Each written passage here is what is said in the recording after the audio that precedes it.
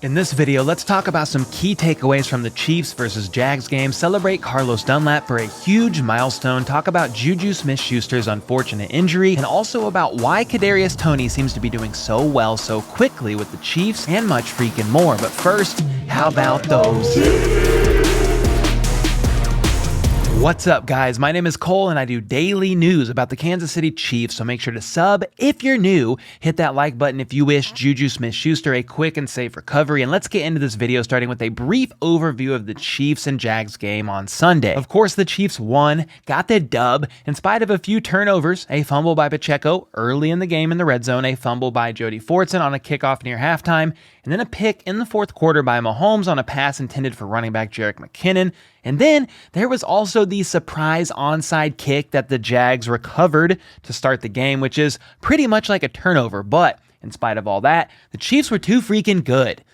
The defense stepped up big at times, sacking Trevor Lawrence 5 times. Hope you got your Big Mac. Half of one of those sacks, by the way, was credited to defensive end Carlos Dunlap, which marked his 100th career sack in the NFL. You know, being able to get that accomplished is a huge milestone and accomplishment that, you know, as a young player coming to the league, that was a goal. Playing 10 plus years, getting 100 plus sacks, to be in that elite category of the guys who have ever done it. And it was special having all my teammates rush me when they put it up on the board. If you know me personally, you know I'm not done yet, and there's a lot more things that I want to accomplish, but we're going to enjoy this 100 mark. And that makes him only the 8th active player to have 100 or more career sacks, and the 41st player since sacks became an official stat in 1982 to record 100 or more in their career, a huge milestone for him, certainly. But something else the Chiefs defense did was hold running back ETN to just 41 yards, which is quite the feat considering he had back-to-back games with at least 100 yards rushing. So, bravo, golf clap, and job well freaking done. And then, on offense, even though they had those 2 turnovers, they still put up 27 points.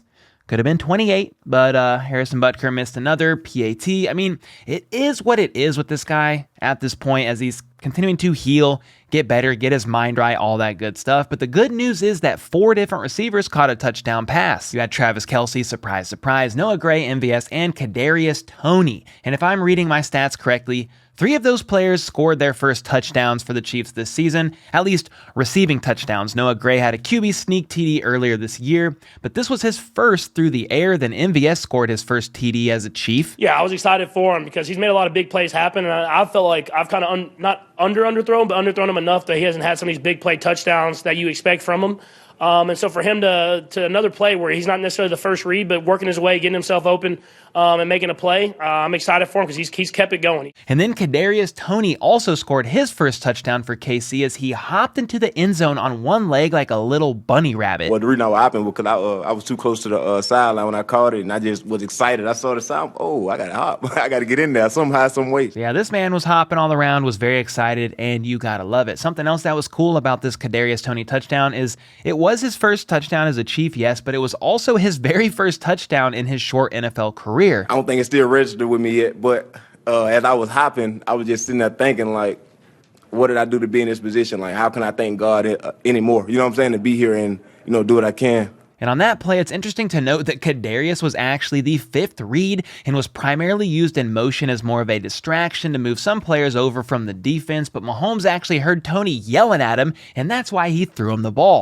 Luckily, he didn't run out of bounds. He was getting close there on the sideline. I actually heard him as the route was going on going, hey, because he was wide open, so that helped me out a little bit. I mean, it's obviously in the play design. It's like the 5th read, so he was kind of the distraction guy trying to bring kind of guys over, and then I heard him yelling, and I was like, man, who's yelling at me over there? I looked over and he's wide open. It was definitely a broken coverage, but we'll freaking take it. A cool moment for the new guy to get a touchdown so quickly here in KC after not getting one all last year in New York or in his couple of games that he did play within this season. He's pretty jazzed about it himself, and honestly, this is interesting, already feels like he's more a part of things here in KC than his entire time in New York. Kadarius, is it fair to say you feel more a part of things here already than you ever did with the Giants? Is that a fair thing to say?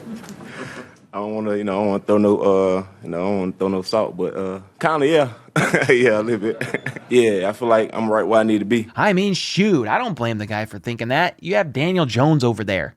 He ain't getting it done. Patrick Mahomes, he's getting it done. He will elevate. he'll make it freaking happen. On a serious note, I think it's a combination of a couple different things as to why Kadarius Toney has gotten so involved already here in the offense. First off, Mecole Hardman wasn't playing in this game due to the abdominal injury he sustained not last game, but 2 games ago. So Kadarius was handling punt returns in Mecole's absence, but possibly also could be handling them moving forward as well. Were you told that you were taking all the punt returns today?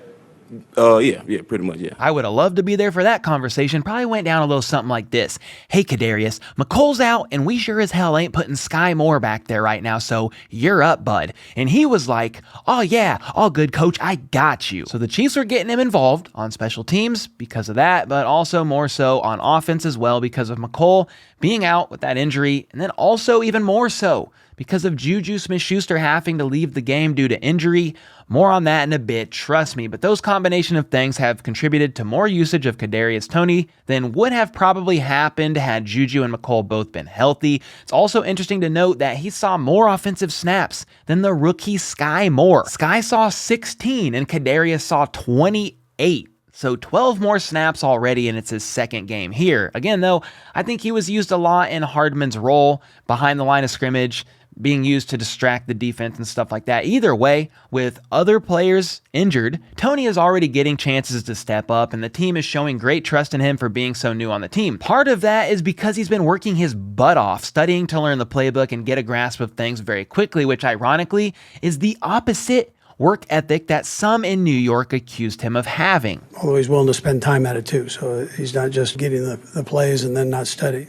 He spends the time at it. Just spending extra time doing what I got to do to make sure I know what I got to do. Like, it's my job to know what I have to do, so why not spend every waking moment or every moment I got doing what I got to do? I mean, ever since he's been here, he's got to be in that facility just as much as I have. I mean, he's making sure he knows the splits. He's making sure he knows exactly the route combinations, the different audibles that we have on the offense. And when you have a guy that's that talented, that wants to learn and get better and better, those are those special players that you want on your team. So there you have it. The reason Toney is seeming to do so well already in KC is because 1, he's a gifted athlete, which does indeed help, but 2, there's been some injuries on the team, which is forcing him to step up. And then 3, he's been spending every waking moment learning all that he can to adapt quickly into this offense, spending as much time as even Mahomes himself at the facility. Well, if that doesn't show you an individual who is grateful to be here and play for this organization and do what it takes, then I don't know what does. His second week here, and he has 2 rushes for 33 yards, 4 receptions for 57 yards, and a couple of punt returns.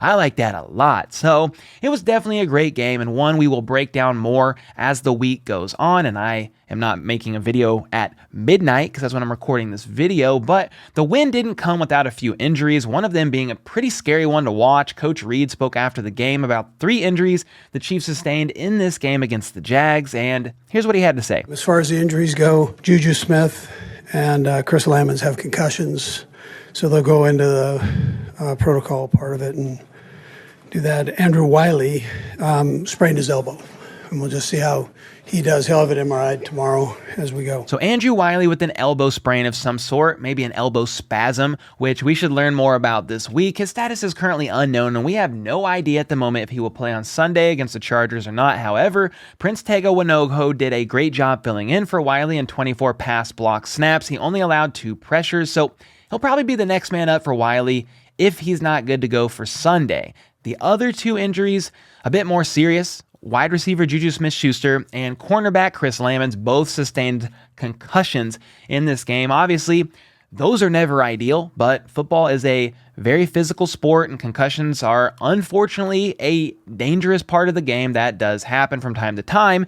JuJu's in particular was pretty freaking scary to say the least, looking a little bit like Tua Tagovailoa out there with his limbs. I'm not showing the video, and I'm not showing pictures because it's already everywhere else. Go watch it. You're not going to see it here. Anyway, both of these guys, Chris Lamons and JuJu, will more than likely miss Sunday night football against the Chargers, but that's okay to me. I'd rather these guys get healthy first and foremost. Here's some good JuJu about JuJu. His mom put out a message last night saying, "Prayer report to everyone who texted me and called me. My baby is A-okay. Thank you so much for the overpouring of love and support. We really appreciate you all." JuJu also made a comment on Instagram saying all is well, be back soon, so that's good. And then Mahomes confirmed as much during his presser, saying that he seemed his normal old self, talking about JuJu, when Mahomes saw him after the game. Yeah, I got to talk to him. I mean, obviously it was scary when you're out there, but I mean, we saw him after the game. He seemed perfectly normal. I mean, it's just he'll sure have to do something to get himself back available for us,